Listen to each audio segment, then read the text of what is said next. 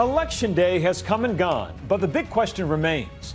Who will be the next president of the United States? The majority of states have answered, but there's still not enough information in 5. For the very latest and one that became a projected win for the Biden campaign today, we go to my Nightline co-anchor Juju Chang reporting from Michigan. Juju. Hey, Byron, you know, there are only a handful of states left to be decided, and here in Michigan, only a handful of votes left to be tallied. With 99% of the votes counted, Joe Biden is projected to win by a margin of about 120,000 votes. Now, that's roughly 10 times the margin that candidate Trump won here in 2016. Of course, President Trump responded by filing a lawsuit alleging, among other things, that his team was not given meaningful access to vote count centers across Michigan. But Michigan's Secretary of State tonight telling ABC News that that does not really line up with the facts. Within hours, protesters showed up at a ballot counting center, though, in Detroit, shouting, "Stop the count." Turns out a Michigan County GOP official had emailed supporters urging them to stop by and, quote, all hands on deck. Now, despite all the drama, Michigan is now firmly in the win column for Joe Biden, who is inching ever closer to becoming the 46th president of the United States of America. Byron? Thanks, Juju.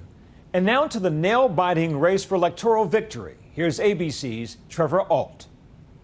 I'm not here to declare that we've won, but I am here to report that when the count is finished, we believe we will be the winners. A country hanging in the balance, an unprecedented and divisive election still undecided. Former Vice President Joe Biden breaking the record for most votes of any presidential candidate in U.S. history, now less than 20 electoral college votes away from the presidency. And there will be no blue states and red states when we win, just the United States of America. The constraints of voting in a pandemic, resulting in record mail-in ballots and early voting, methods that take more time for an accurate count. Even with millions of ballots left to be counted, in the middle of the night, President Trump declaring victory. Frankly, we did win this election.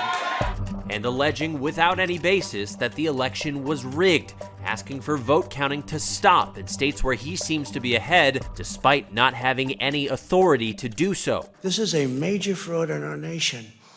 We want the law to be used in a proper manner. So we'll be going to the U.S. Supreme Court. We want all voting to stop. We don't want them to find any ballots at 4 o'clock in the morning and add them to the list, okay?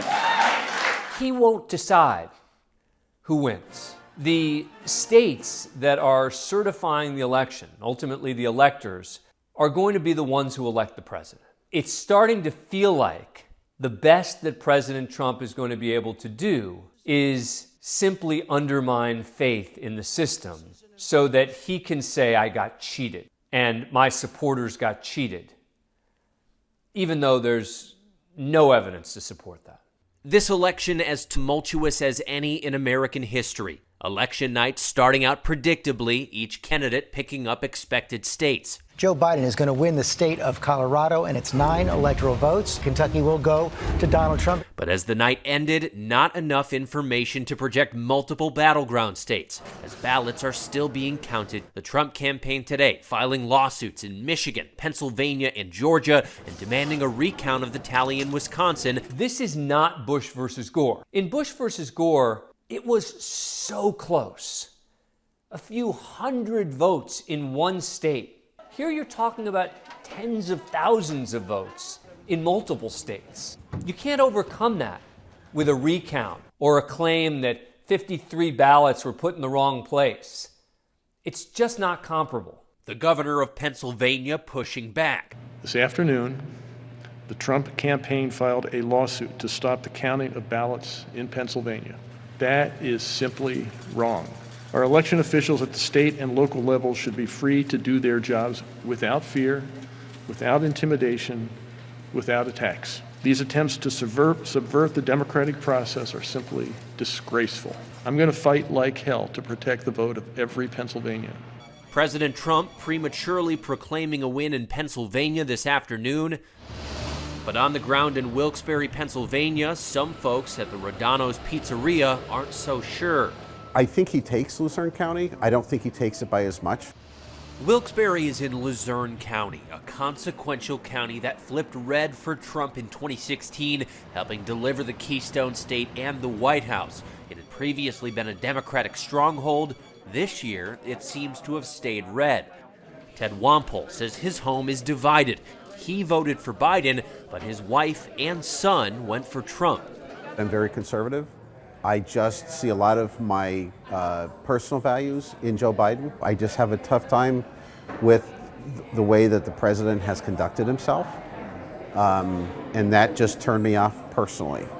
He's literally on the front line of democracy, working for the county as it conducts its count of crucial mail-in ballots. We know we're playing a historic role in the outcome of this election, and I think Luzerne County is shining at this particular moment in time. As the nation anxiously awaits results, Nightline heard from voters across the country. I am feeling nervous. I voted, back in September. I voted for Joe Biden. I voted for Trump in 2016. Boy, it's looking good for Trump, too. I think that Republicans showed up at the polls. Not my president. Boo. I'm nervous. Who knows what's about to happen? I'm so worried. I didn't think this election was going to be as close as it is, but it's closer than it needs to be. I voted for Joe Biden because I am an educator and because I believe in my heart that he will do the right thing for children. We're feeling cautiously optimistic at this point. Excited to see Trump on the board. The most important change that I want to see happen is an end to coronavirus. My daughter was one of the 220,000 Americans that lost their lives to coronavirus. I voted for Joe Biden and Kamala Harris for a number of reasons. First of all, I'm an environmental attorney, so obviously championing climate change policies and green energy policies is really important to me. ABC News' Martha Raddatz crisscrossing the country over the past few weeks, talking to dozens of voters. Excited for Election Day? Yeah, voting in person. What was most encouraging is the civic engagement of this country. There is no one who didn't know about this election. There was no one who wasn't interested in some way about what was happening. The problem is the divide is so great. History made in New York State, with Mondaire Jones becoming the first openly gay black man elected to Congress. I was never running for Congress to make history. It was always about running to deliver tangible results for the people that raised me, for the community that lifted me up out of poverty, that always believed in me and that continues to believe in me. And Richie Torres, the first openly gay Afro-Latino man elected to Congress. It's surreal. It's overwhelming. And I never thought, as a poor kid from the Bronx, that I would become a member of the United States Congress. Nightline was with Torres in the public housing project he grew up in days before the election. The mission of my life has been to advocate for the people who live in public housing, to advocate for the forgotten city.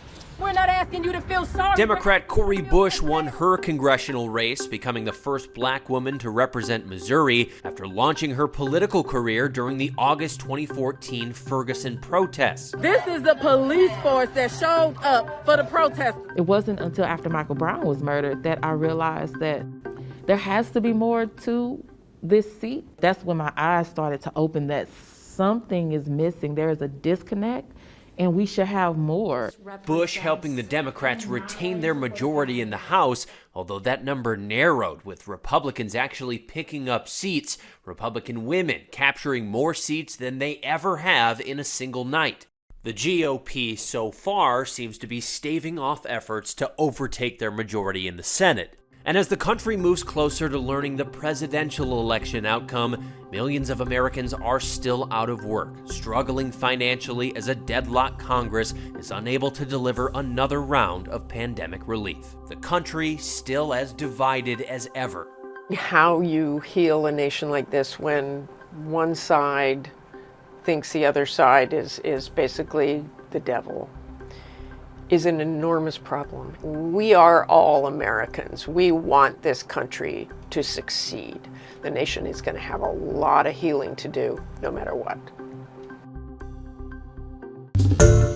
Hi everyone, George Stephanopoulos here. Thanks for checking out the ABC News YouTube channel. If you'd like to get more videos, show highlights, and watch live event coverage, click on the right over here to subscribe to our channel, and don't forget to download the ABC News app for breaking news alerts. Thanks for watching.